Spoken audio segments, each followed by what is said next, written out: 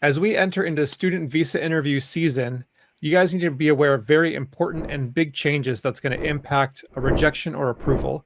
So, Caroline, please tell us what are some of those major changes that have happened this year for student visas? So thank you, Child Coaching, for having me here. It's wonderful to be with you and your audience.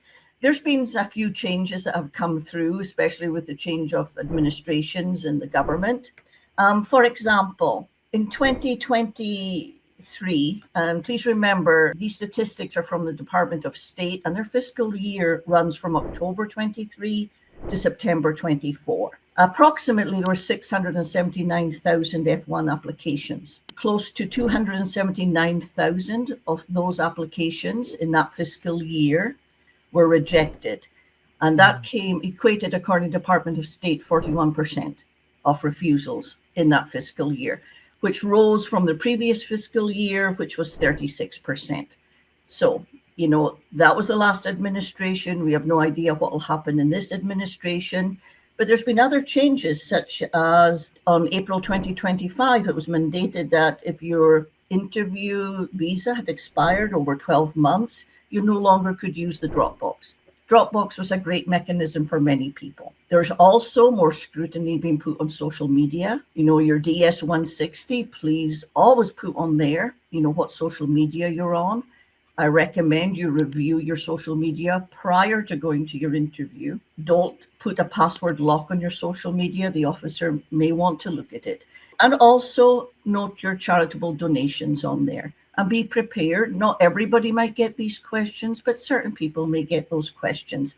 And for me, that's the biggest differences I see that I would like to make the audience aware of. Yeah, those are great things to be aware of. And friends, if you want to learn more about what's going to cause a rejection and how to answer the right kind of questions, stay tuned. Hey friends, welcome to Chai and Coaching. I'm Rob, and at Chai and Coaching, we're all about helping you thrive and succeed in your cross-cultural journey. I've been lucky to travel all over the world and work abroad, and definitely know the challenges of getting visas, especially work visas. And this video, we're talking about student visas. And so changes, I know everyone's preparing for those, high pressure visa interviews, and the last few years, the rejection rate has gone up, but we're going to help you understand how to be prepared and avoid that rejection. We've got a great guest today. Caroline, welcome. Please introduce yourself. Well, it's my pleasure to be with you, Rob, and the audience of Chai Coaching. My name is Caroline Emberger. I am not a natural-born American. You can tell by the accent I'm from Scotland. I was born in Scotland. I joined the State Department in 2010. I served for just over 15 years, just recently retired. I've worked all over the world, to include the Middle East, Saudi Arabia, Pakistan. I've had service in Mexico. I've done a large number of temporary duties to different country lists like India, Africa. And now I'm delighted to say that retirement has brought me many rewards, because now I can help all of you navigate the wonderful F1 season. So welcome to the F1 season, everybody. Yes, thank you. I love that you have so much experience, working in the foreign service, doing those visa interviews around the world, and people are going to learn a lot from you today. So we talked about visa changes, but now what are some trends that you have noticed and changes amongst the candidates, and the people who are preparing for these visa interviews? That's a great question. Just as because I recently retired, I'm still very much got my mind on the adjudication window. I also trained a large number of officers over my career, but the main changes that, I see with working with as a consultant now officers are looking for more. They want to hear concise, very well put together answers to, why do you want to study in the United States? A lot of people I work with think, okay, I've had an F-1 visa. This should be easy. I'm going to go and just check a box, get the visa. That's not the case anymore. I've had shockers. I've had people that, since I've worked with Argo, come back to me and say, Caroline, I had a visa. I just thought I was going off to get the visa again, and I got refused. Don't take anything for granted. It's basically the summary of what I'm telling you. Be prepared. Be prepared prior to your interview. Think about what you're going to talk about. Know about your intended university. Many people actually As a visa officer, I would say, what's your favorite subject you think going to be from the curriculum in the university? I was quite often met with a blank stare. So, know exactly why you're going to this school. I've seen a lot of uptick in talking to prior colleagues and that of those people wanting to go to learn English. There are, the 1 year courses. We used to see a lot of students pre-COVID, prior and pre-COVID, that we would approve to go to a university for 1 year.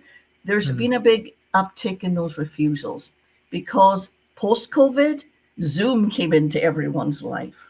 You can learn English on Zoom. We're here on Zoom. Rob's at one end of the country, I'm at the other end of the country.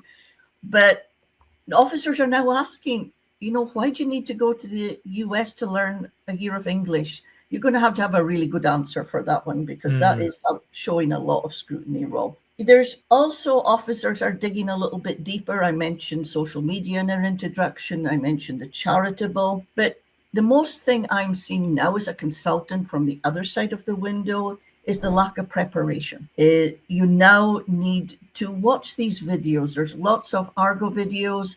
There's so much from Chai. Really watch them and study them, and they will definitely help you. But my biggest thing all to you is be prepared, be concise, don't ever lie, and know what's on your DS-160. Officers looking at your DS-160 to what you say, especially when it comes to the financing part. That's great. Yeah, with the increased scrutiny, preparation is even more important. And we're going to give some tips on how to be better prepared later on. Let's give some great practical help here now. What are the most common questions that people would get in a student visa interview? Okay, I'm going to read you a list, but because I'm a list maker. But before I read you that list, I want to mention something. When you're asked that first question, that's one of the most important questions you're going to be asked. Why this university? Why this program? The officer needs to hear why you want to go there. Why do you want to go to the US? I want to study. That's not going to make it anymore. So you need to have great answers, guys. Those days are gone of one word and half sentences. And please remember, the officer is not in this job to look for a way to give you a visa and to pull the answers out. You have to prove to them you're credible, you have financial resources, you have strong ties to home, and you have a plan after you graduate. So I'm just going to read the list I quickly put together. Why this university? Why this program? Do you have any work experience? We have many people who graduate from a bachelor's, get work experience, and go and do a master's. Try and tie the relevancy together. They'll ask, what did you do after graduation? Why did you wait so long to pursue your master's in the United States? They obviously want to see your grades. Try and bring original transcripts. Officers usually might put you into 221G if they don't see, where possible, the original transcript. How many universities did you apply to? How many accepted you? Why did you choose XYZ university over the other universities? Who's going to be financially responsible for your living expenses and your tuition in the United States? The officer wants to make sure that you have tangible money that is available for your education. If it's your parents, talk well about what your parents are doing. For example, my mom and dad are going to support me. My father works as a real estate developer. My mother works in local government. They have an accumulated salary of XYZ. And I have a scholarship from the university of XYZ. And I've secured a loan of 20,000. And I brought along my financial documents for you to review, officer, if you'd like to see them. What's your plans after graduation?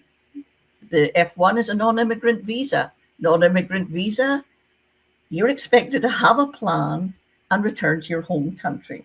You also talk about your ties. Officers will ask a succession of questions. Have you family in the United States? Tell me about your family in your home country. They'll ask, have you traveled internationally? Some F-1s actually have B-1, B-2s, which they've used well, which is great. If you've had a prior refusal, it happens. Refusals happen. The officer quite often will say to you, well, what's the difference to when you applied in April to when you're applying now? And they'll also, as I mentioned, I think I've already mentioned this, sorry if I'm repeating myself, who do you know in the US? So that's a very exhaustive list. But remember, friends watching this, you might not get those exact questions, and like Caroline said, the first question is the most important and is probably going to determine what questions come after that. So these are all good ones to be prepared for. But it's not a script. They might ask different ones in different orders. So you have to be prepared and flexible to have good answers. And so I think that was a really helpful example. I think a big shock for a lot of friends is they did prepare, they think they gave the right answers, but they still get refused. So, Caroline, what are these new top reasons that are causing refusals for student visa interviews? There's a variety, and everyone feels, nervous when they go to the window. So you have to find your own comfort zones. Smile, be confident, and talk to the officer. Try and make it conversational. Officers have inbuilt antennas in their heads. We know when you're scripted. we know when you're like, well, I want to do this. So, try practice in front of a mirror. The top reasons the main one is not prepared, not being ready for this interview. It's easy to know the questions are always the same. As Rob says, they could be asked in a different order. There's something you could say that you would trigger myself as a visa officer. I need to ask them about this, XYZ. Speak convincingly, be concise, be clear as to why you want to study in this school. I wrote a little example, Rob, if I could say. It's only 4 lines, just to give everybody an idea. Well, the electrical engineering program at XYZ University offers a specialization in control systems. I studied self-driving cars during my undergraduate education and specifically targeted electrical engineering programs for that coursework. There's a lot of information there. So that's something you could also use when you go. That's a good answer with lots of information. Yeah, it's personalized detail is Yeah. what makes answers convincing, right? Correct. And that's what gets the attention of the officer. Oh, okay, this person knows what they're talking about. You get their attention. One word, short answers. Who's financing your tuition and living expenses? My parents. It's not up to the officer. The officer might not say to you, well, what do your parents do? How much money do they make?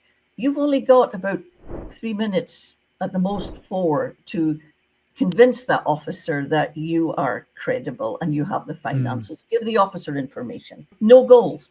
I can't begin to tell you, and I have interviewed thousands of F1s. I've said to them, what do you plan to do when you graduate?